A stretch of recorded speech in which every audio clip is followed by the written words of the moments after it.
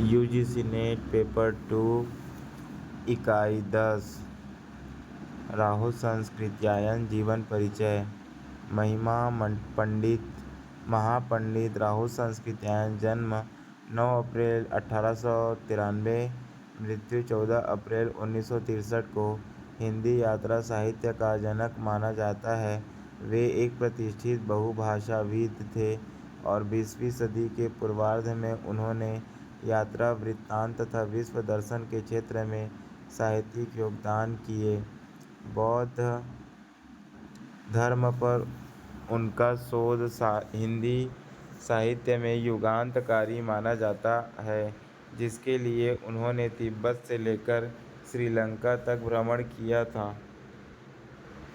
जीवन परिचय राहुल संस्कृत्यायन जी का जन्म 9 अप्रैल 1893 को पंदहग्राम जिला आजमगढ़ उत्तर प्रदेश में हुआ। राहुल संस्कृत्यायन के पिता का नाम गोवर्धन पांडे और माता का नाम कुलवंती था। इनके 4 भाई और एक बहन थी, परंतु बहन का देहांत बाल्यावस्था में ही हो गया था। भाइयों में ज्येष्ठ राहुल जी थे। पितृकुल से मिला उनका नाम केदारनाथ पांडे था। सन 1930 ईस्वी में लंका में बौद्ध होने पर उनका नाम राहुल पड़ा।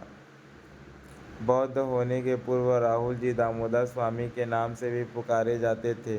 राहुल नाम के आगे संस्कृत्यायन इसलिए लगा कि पितृकुल सांस्कृत्य गोत्रीय है। बाल्यकाल राहुल संस्कृत्यायन पूरा नाम राहुल संस्कृत्यायन, अन्य नाम केदारनाथ पांडे दामोदर स्वामी। जन्म 9 अप्रैल 1893, जन्मभूमि पंदहग्राम जिला आजमगढ़ उत्तर प्रदेश। मृत्यु 14 अप्रैल 1963, मृत्यु स्थान दार्जिलिंग पश्चिम बंगाल। अभिभावक गोवर्धन पांडे कुलवंती। कर्मभूमि बिहार। कर्मक्षेत्र साहित्य।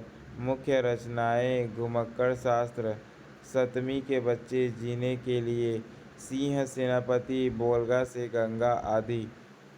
विषय दर्शन, धर्म, यात्रा, राजनीति। भाषा हिंदी, पाली, प्राकृत, अपभ्रंश। पुरस्कार उपाधि साहित्य अकादमी पुरस्कार 1958, पद्म भूषण 1963, त्रिपिटकाचार्य। नागरिकता भारतीय। अद्यतन 15:17, 19 अगस्त 2015 IST।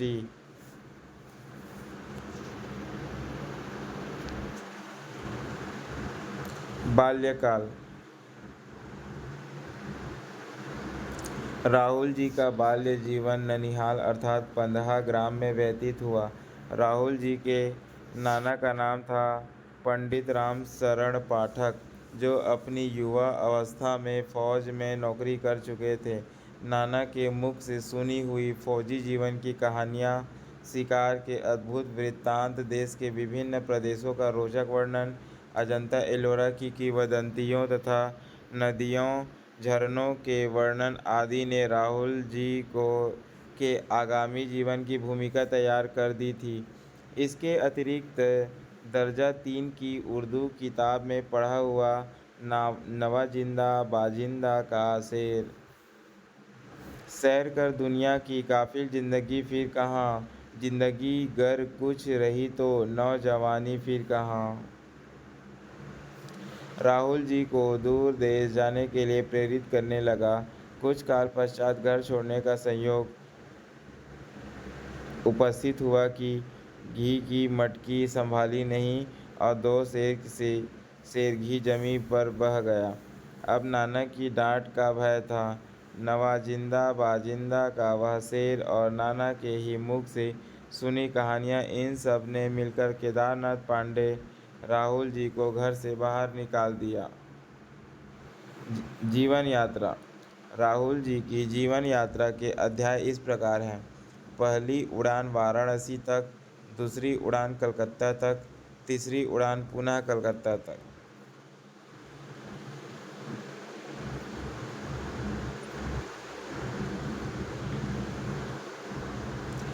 इसके बाद पुनः वापस आने पर हिमालय की यात्रा पर गए।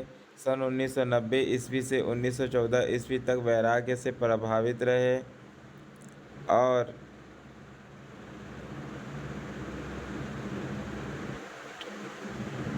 और हिमालय पर यायावर जीवन जिया।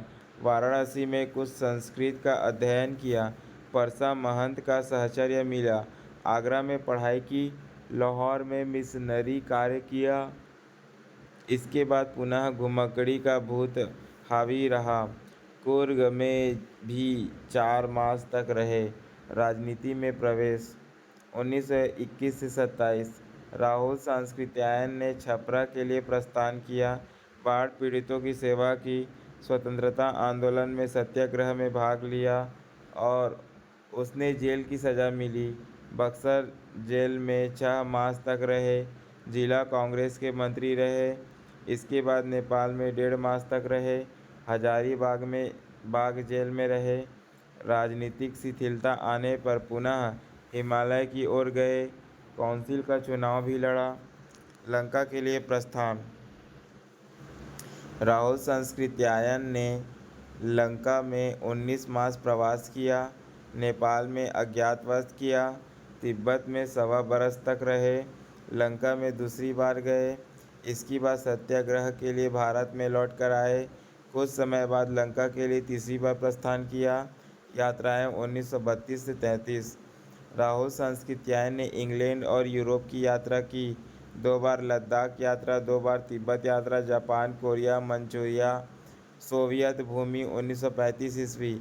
ईरान में पहली बार, तिब्बत में तीसरी बार 1936 ईस्वी में, सोवियत भूमि में दूसरी बार 1937 ईस्वी में, तिब्बत में चौथी बार 1938 ईस्वी में यात्रा की।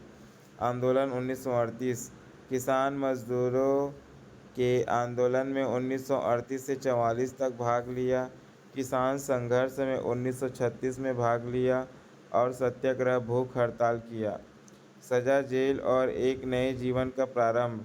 राहुल सांस्कृत्यायन जी कम्युनिस्ट पार्टी के सदस्य बने। जेल में 29 मास 1940 से 42 ईस्वी रहे। इसके बाद सोवियत रूस के लिए पुनः प्रस्थान किया। रूस से लौटने के बाद राहुल जी भारत में रहे और कुछ समय के पश्चात चीन चले गए, फिर लंका चले गए। महान पर्यटक। राहुल जी की प्रारंभिक यात्राओं ने उनके चिंतन को 2 दिशाएं दी। एक तो प्राचीन एवं अर्वाचीन विषयों का अध्ययन तथा दूसरे देश देशांतरों की अधिक से अधिक प्रत्यक्ष जानकारी प्राप्त करना। इन दोनों प्रवृत्तियों से अभिभूत होकर राहुल जी महान पर्यटक और महान अध्येता बने। धर्म। कट्टर सनातनी ब्राह्मण कुल में जन्म लेकर भी सनातन धर्म की रूढ़ियों को राहुल जी ने अपने ऊपर से उतार फेंका और जो भी तर्कवादी धर्म या तर्कवादी समाजशास्त्र उनके सामने आते गए उसे ग्रहण करते गए और सनह सनह उन धर्मों एवं शास्त्रों के भी मूल तत्वों को अपनाते हुए उनके बाह्य ढांचे को छोड़ते गए।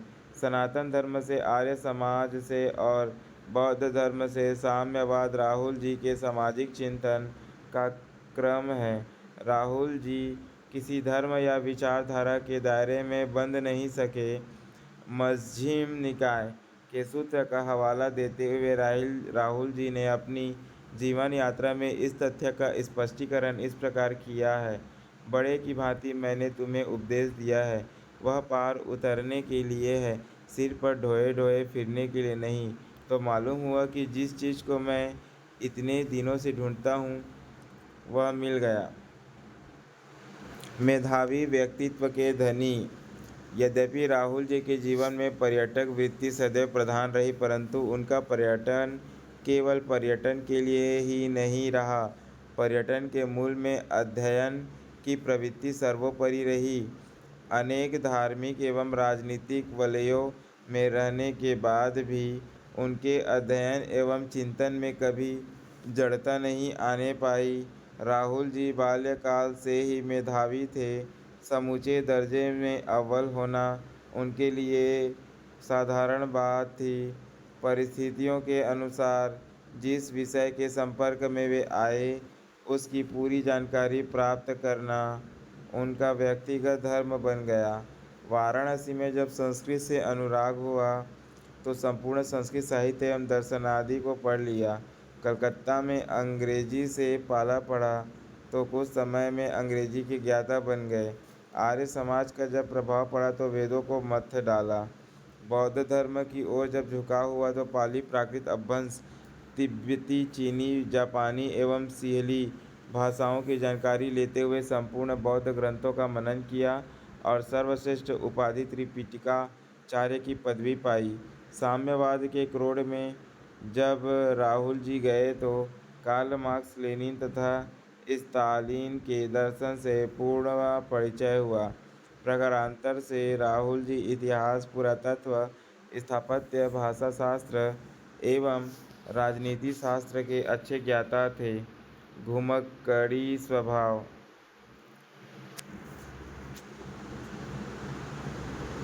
राहुल सांस्कृत्यायन का मानना था कि घुमक्कड़ी मानव मन की मुक्ति का साधन होने के साथ साथ अपने क्षितिज विस्तार का भी साधन है। उन्होंने कहा भी था कि कमर बांध लो भावी घुमक्कड़ों, संसार तुम्हारे स्वागत के लिए बेकरार है। राहुल ने अपनी यात्रा के अनुभवों को आत्मसात करते हुए घुमक्कड़ शास्त्र भी रचा। वे एक ऐसे घुमक्कड़ थे जो सच्चे ज्ञान की तलाश में था, और जब भी सच को दबाने की कोशिश की गई, तो वह बागी हो गए। उनका संपूर्ण जीवन अंतर्विरोधों से भरा पड़ा है। वेदांत के अध्ययन के पश्चात जब उन्होंने मंदिरों में बलि चढ़ाने की परंपरा के विरुद्ध व्याख्यान दिया, तो अयोध्या के सनातनी पुरोहित उन पर लाठी लेकर टूट पड़े। बौद्ध धर्म स्वीकार करने के बावजूद वह इसके पुनर्जन्मवाद को नहीं स्वीकार पाए। बाद में जब वे मार्क्सवाद की ओर उन्मुख हुए, तो उन्होंने तत्कालीन सोवियत संघ की कम्युनिस्ट पार्टी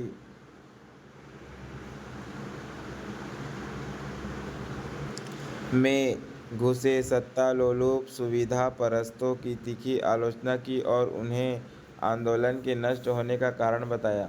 सन 1947 में अखिल भारतीय साहित्य सम्मेलन के अध्यक्ष रूप में उन्होंने पहले से छपे भाषण को बोलने से मना कर दिया एवं जो भाषण दिया वह अल्पसंख्यक संस्कृति एवं भाषाई सवाल पर कम्युनिस्ट पार्टी की नीतियों के विपरीत था। नतीजतन पार्टी की सदस्यता से उन्हें वंचित होना पड़ा, पर उनके तेवर फिर भी नहीं बदले। इस कालावधि में वे किसी बंदिश से परे प्रगतिशील लेखन के सरोकारों और तत्कालीन प्रश्नों से लगातार जुड़े रहे। इस बीच मार्क्सवादी विचारधारा को उन्होंने भारतीय समाज की ठोस परिस्थितियों का आकलन करके लागू करने पर जोर दिया। अपनी पुस्तक वैज्ञानिक भौतिकवाद एवं दर्शन दिग्दर्शन में इस संबंध में उन्होंने सम्यक प्रकाश डाला। सन 1953-54 के दौरान पुनः एक बार वे कम्युनिस्ट पार्टी के सदस्य बनाए गए। साहित्यिक जीवन। अपनी जीवन यात्रा में राहुल जी ने स्वीकार किया है कि उनकी साहित्यिक जीवन सन 1927 से प्रारंभ होता है। वास्तविक बात तो यह है कि राहुल जी ने किशोरावस्था पार करने के बाद ही लिखना शुरू कर दिया था। जिस प्रकार उनके पाँव नहीं रुके, उसी प्रकार उनके हाथ की लेखनी भी कभी नहीं रुकी। उनकी लेखनी से विभिन्न विषयों पर प्रायः 150 से अधिक ग्रंथ प्रणीत हुए हैं। प्रकाशित ग्रंथों की संख्या संभवतः 129 है। लेखों, निबंधों एवं वक्तृताओं की संख्या हजारों में है। कृतियाँ। राहुल जी की प्रकाशित कृतियाँ इस प्रकार हैं। उपन्यास, कहानी। मौलिक। सतमी के बच्चे कहानी 1939 ईस्वी, जीने के लिए 1940 ईस्वी, सिंह सेनापति 1944 ईस्वी, जय योधे 1944 ईस्वी, वोल्गा से गंगा कहानी 1944 ईस्वी, मधुर स्वप्न 1949 ईस्वी, बहुरंगी मधुपुरी कहानी 1953 ईस्वी, विस्मृति यात्री 1954 ईस्वी, कनैला की कथा और कहानी 1955-56 ईस्वी, सप्त सिंधु अनुवाद शैतान की आँख 1923, विस्मृति के गर्भ से 1923, जादू का मुल्क 1923, सोने की ढाल 1938, दाखोंदा 1947, जो दास थे 1947, अनाथ 1948, अधीना 1951, सूदखोर की मौत 1951, शादी 1952। दर्शन वैज्ञानिक भौतिकवाद 1942 ईस्वी, दर्शन दिग्दर्शन 1942 ईस्वी, बौद्ध दर्शन 1942 ईस्वी, कोश शासन शब्दकोश 1948 ईस्वी, राष्ट्रभाषा कोश 1951 ईस्वी, जीवनी मेरी जीवन यात्रा 2 भागों में 1944, सरदार पृथ्वी सिंह 1944 ईस्वी, नए भारत के नेता 1944 ईस्वी, राजस्थानी रानिवास 1953 ईस्वी, बचपन की स्मृतियाँ 1953 ईस्वी, अतीत के वर्तमान 1953 ईस्वी, स्टालिन 1954 ईस्वी, कार्ल मार्क्स 1954 ईस्वी, लेनिन 1954 ईस्वी, अकबर 1956 ईस्वी, माओ से तुंग 1954 ईस्वी, घुमक्कड़ स्वामी 1956 ईस्वी, असहयोग के मेरे साथी 1956 ईस्वी, जिनका मैं कृतज्ञ 1956 ईस्वी, वीरचंद्र सिंह गढ़वाली 1957 ईस्वी, बौद्ध धर्म बुद्धचर्य 1930 ईस्वी, धम्मपद 1933 ईस्वी, मज्झिम निकाय 1933 ईस्वी, विनय पिटक 1934 ईस्वी, दीर्घ निकाय 1935 ईस्वी, महामानव बुद्ध 1956 ईस्वी। राजनीति साम्यवाद 22वीं सदी 1923 ईस्वी, साम्यवाद ही क्यों 1934 ईस्वी, दिमागी गुलामी 1937 ईस्वी, क्या करे 1937 ईस्वी, तुम्हारी छः 1947 ईस्वी, सोवियत न्याय 1939 ईस्वी, राहुल जी का अपराध 1939 ईस्वी, सोवियत कम्युनिस्ट पार्टी का इतिहास 1939 ईस्वी, मानव समाज 1942 ईस्वी, आज की समस्याएं 1944 ईस्वी, आज की राजनीति 1949 ईस्वी, भागो नहीं बदलो 1944 ईस्वी, कम्युनिस्ट क्या चाहते हैं 1953 ईस्वी, देश दर्शन सोवियत मध्य एशिया 1947 ईस्वी, किन्नर देश 1948 ईस्वी, दार्जिलिंग परिचय 1950 ईस्वी, कुमाऊं 1951 ईस्वी, गढ़वाल 1952 ईस्वी, नेपाल 1953 ईस्वी, हिमाचल प्रदेश 1954 ईस्वी, जौन सागर देहरादून 1955 ईस्वी, आजमगढ़ पुरातत्व 1955, संस्कृत बाल पोथी संपादन दर्शन धम्म वादन्याय 1935 ईस्वी, प्रमाणवर्तिक 1935 ईस्वी, अर्धर्ध शतक 1935 ईस्वी, विग्रह व्यावर्तनी 1935 ईस्वी, प्रमाणवार्तिक भाष्य 1935 से 36 ईस्वी, स्ववृत्ति टीका 1937 ईस्वी, विनय सूत्र 1943 ईस्वी।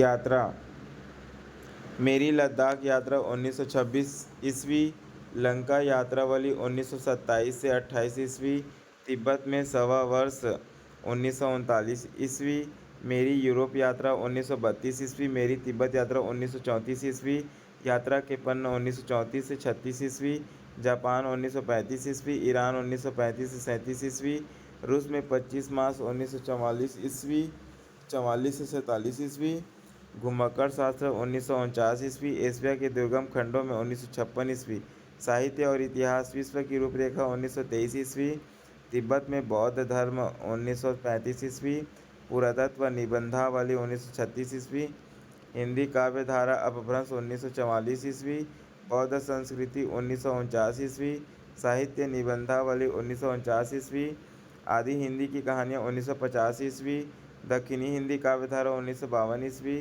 सरल दोहा कोश 1954 ईस्वी, मध्य एशिया का इतिहास 1-2 1952 ईस्वी, ऋग्वेदिक आर्य 1956 ईस्वी, भारत में अंग्रेजी राज्य के संस्थापक 1957 ईस्वी, तुलसी रामायण संक्षेप 1957 ईस्वी, भोजपुरी नाटक 3 नाटक 1944 ईस्वी, 5 नाटक 1944 ईस्वी।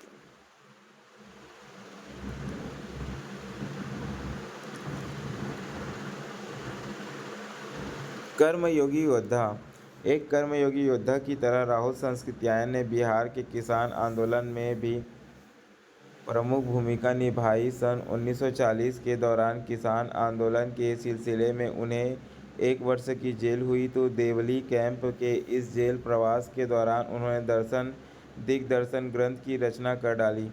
1942 के भारत छोड़ो आंदोलन के पश्चात जेल से निकलने पर किसान आंदोलन के उस समय के शीर्ष नेता स्वामी सहजानंद सरस्वती द्वारा प्रकाशित साप्ताहिक पत्र हुंकार का उन्हें संपादक बनाया गया। ब्रिटिश सरकार ने फूट डालो और राज करो की नीति अपनाते हुए गैर कांग्रेसी पत्र पत्रिकाओं में 4 अंकों हेतु गुंडों से लड़िए शीर्षक से एक विज्ञापन जारी किया। इसमें एक व्यक्ति गांधी टोपी व जवाहर बंडी पहने आग लगाता हुआ दिखाया गया था। राहुल सांकृत्यायन ने इस विज्ञापन को छापने से इनकार कर दिया, पर विज्ञापन की मोटी धनराशि देखकर स्वामी सहजानंद ने इसे छापने पर जोर दिया। अंततः राहुल ने अपने को पत्रिका के संपादन से ही अलग कर लिया। इसी प्रकार सन 1940 में बिहार प्रांतीय किसान सभा के अध्यक्ष के रूप में जमींदारों के आतंक की परवाह किए बिना वे किसान सत्याग्रहियों के साथ खेतों में उतर हाशिया लेकर गन्ना काटने लगे। प्रतिरोध स्वरूप जमींदारों के लठैतों ने उनके सिर पर वार कर लहूलुहान कर दिया, पर वे हिम्मत नहीं हारे। इसी तरह न जाने कितनी बार उन्होंने जनसंघर्षों का सक्रिय नेतृत्व किया और अपनी आवाज़ को मुखर अभिव्यक्ति दी। अन्य विषयों पर दृष्टिकोण। राहुल जी ने हिंदी साहित्य के अतिरिक्त धर्म दर्शन लोक साहित्य यात्रा साहित्य जीवनी राजनीति इतिहास संस्कृत के ग्रंथों की टीका और अनुवाद कोश तिब्बती भाषा एवं बाल पोथी संपादन आदि विषयों पर पूरे अधिकार के साथ लिखा है। हिंदी भाषा और साहित्य के क्षेत्र में राहुल जी ने अपभ्रंश काव्य साहित्य दक्षिणी हिंदी साहित्य आदि की कहानियाँ प्रस्तुत कर लुप्तप्राय निधि का उद्धार किया है। राहुल जी की मौलिक कहानियाँ एवं उपन्यास एक नए दृष्टिकोण के सामने रखती है। साहित्य से संबंधित राहुल जी की रचनाओं में एक और विशिष्ट बात यह रही है कि उन्होंने प्राचीन इतिहास अथवा वर्तमान जीवन के उन अछूते अंगों को स्पर्श किया है जिस पर साधारणतया लोगों की दृष्टि नहीं गई थी। उन रचनाओं में जहाँ एक ओर प्राचीन के प्रति मोह, इतिहास का गौरव आदि है, तो दूसरी ओर उनकी अनेक रचनाएं स्थानीय रंगत को लेकर मोहक चित्र उपस्थित करती है। सतमी के बच्चे और कनैला की कथा इस तथ्य की पुष्टि करते हैं। राहुल जी ने प्राचीन खंडहरों से गणतंत्रीय प्रणाली को खोज निकाला, धार्मिक आंदोलनों के मूल में जाकर सर्वहारा के धर्म को पकड़ लिया, इतिहास के पृष्ठों में असाधारण के स्थान पर साधारण को अधिक प्रश्रय दिया और इस प्रकार जनता का राज्य, मेहनतकश मजदूर, यह सब उनकी रचनाओं के मूलाधार बने। साहित्यिक भाषा काव्यात्मक अथवा व्यंजनाओं का सहारा न लेते हुए राहुल जी सीधी सरल शैली का सहारा लिया। इसलिए राहुल जी की रचनाएं पाठकों के लिए भी मनोरंजक एवं बोधगम्य हैं। पुरस्कार। महापंडित राहुल सांकृत्यायन को सन 1958 में साहित्य अकादमी पुरस्कार और सन 1963 में भारत सरकार द्वारा पद्म भूषण से सम्मानित किया गया। मृत्यु। राहुल सांकृत्यायन को अपने जीवन के अंतिम दिनों में स्मृति लोप जैसी अवस्था से गुजरना पड़ा एवं इलाज हेतु उन्हें मास्को ले जाया गया।